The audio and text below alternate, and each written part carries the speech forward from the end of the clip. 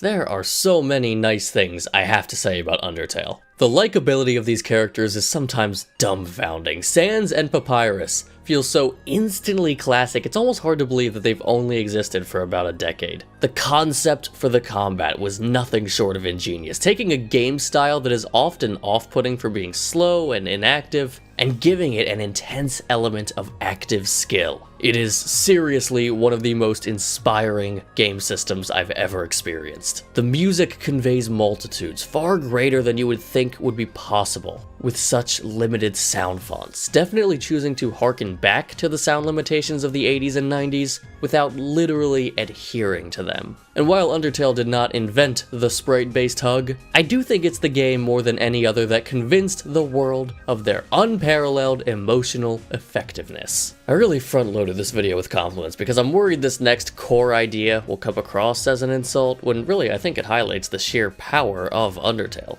Undertale highlights the core mission statement of video games. While not everyone will admit it, video games, like most media, are successful when they inspire emotion, when they simply make you feel something, whether it's purpose, or achievement, or growth, or fun, or whatever. And while Undertale's efforts to make you feel could be called cheap, saccharine, or derivative, I don't think anyone could reasonably deny that it is unquestionably effective, even unparalleled by most games. Undertale, being a game largely made by one guy, often feels like a game made by one guy. For as innovative as the combat is, it's very shallow. Environments are as minimal as they come. I think Atari-esque would not be unfair. And some of Undertale's themes, characters, and even lines of dialogue were clearly not tested for maximizing audience satisfaction and comprehension, as compared to if the game had a more typical level of production value.